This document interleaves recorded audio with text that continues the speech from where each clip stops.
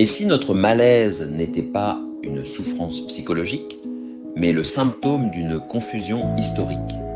Jamais les hommes n'ont été aussi nombreux à éprouver ce sentiment de ne pas être réellement vivants. Tout fonctionne, corps, système, institution, et pourtant quelque chose sonne creux. Nous existons en masse, mais nous vivons rarement. Comme si notre manière même de comprendre la vie était faussée à la racine.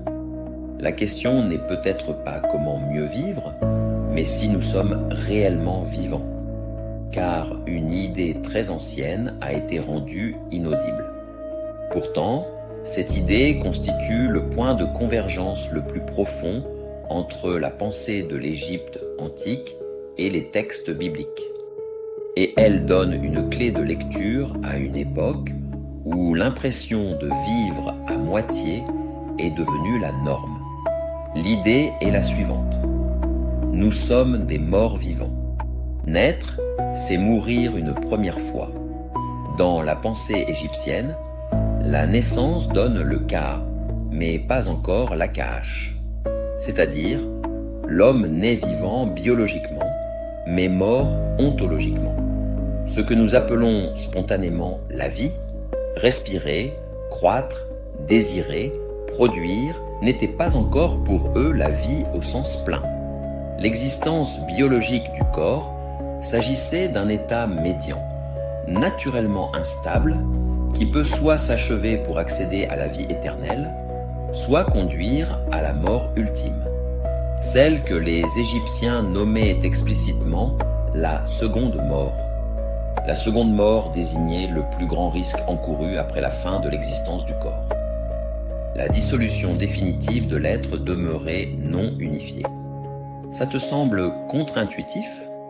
Pourtant, c'est exactement ce que disent les textes bibliques. À 2 reprises dans l'Évangile selon Matthieu et selon Luc, Jésus affirme « Laisse les morts enterrer leurs morts ». Cette parole n'a de sens que si l'on admet, comme en Égypte, que naître c'est mourir. La même logique réapparaît lorsque Jésus dit « Si quelqu'un ne naît d'en haut, il ne peut voir le royaume ». Un royaume que les textes kabbalistes situent déjà ici-bas. La convergence égypto-biblique suggère que l'existence elle-même appartient à la mort et que le passage à la vie commence avant la fin du corps. C'est ce que l'Apocalypse appelle explicitement la première résurrection. Jean dit « Heureux celui qui a part à la première résurrection. La seconde mort n'a pas de pouvoir sur lui. » Apocalypse 20, 6. Si la première résurrection protège de la seconde mort, alors elle doit nécessairement la précéder. Autrement dit, elle a lieu de notre vivant. Désignant l'akash égyptien, l'état de l'être devenu indissoluble. Autrement dit, dans l'Apocalypse, Jean écrit en grec, mais il pense en égyptien.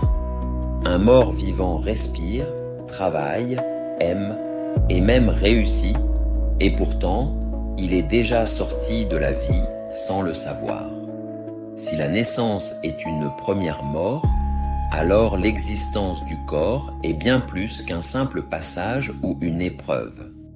Cette existence devient le lieu unique du jugement au sens le plus strict, là où on décide si l'être s'unifie ou se dissout, car seul se dissout ce qui n'a jamais été constitué. Ce qui disparaît n'est pas l'être, mais l'absence de distinction.